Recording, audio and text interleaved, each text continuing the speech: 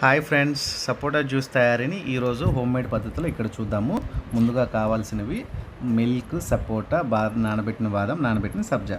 సపోటాని ముందుగా ఈ విధంగా మనము పీల్ చేసుకోవాలి. పీల్ చేసుకున్నట్లయితే జ్యూస్లో ఆ తొక్క అనేది తగలకుండా ఉంటుంది. సో ఆ తర్వాత ముక్కలు ముక్కలుగా కట్ చేసుకోవాలి. ఇలా కట్ చేసుకున్న తర్వాత ముందుగా నానబెట్టినటువంటి బాదాం తీసుకొని బాదాంను కూడా పీల్ చేసుకోవాలి. మీరు ఒకవేళ 3 to 4 hours ముందు కనుక నానబెట్టినట్లయితే పీలింగ్ అనేది ఈజీగా వస్తుంది.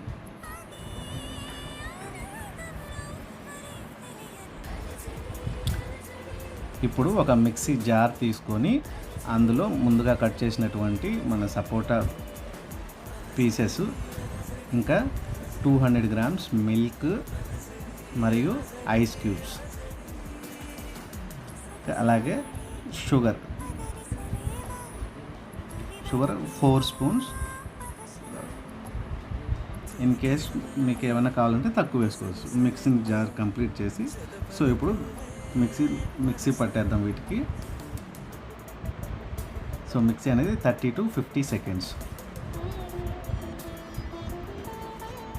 సో ఆ తర్వాత ఇలా నానబెట్టిన బాదం పీసెస్ని సో గార్నిష్ వరకు ఇలా పీసెస్గా కట్ చేసి పెట్టుకుందాం.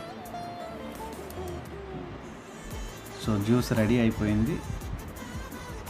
సో గ్లాస్లోకి తీసుకున్న తర్వాత మనకి ఏదైతే గార్నిష్ కోసం రెడీగా పెట్టుకున్నటువంటి సబ్జా, నానబెట్టిన సబ్జా మరియు బాదాం పీసెస్ని ఇలా గార్నిష్ లాగా వాడుకోవాలి. So it's a very healthy drink. So and easy. You can also try at your home. Thank you guys.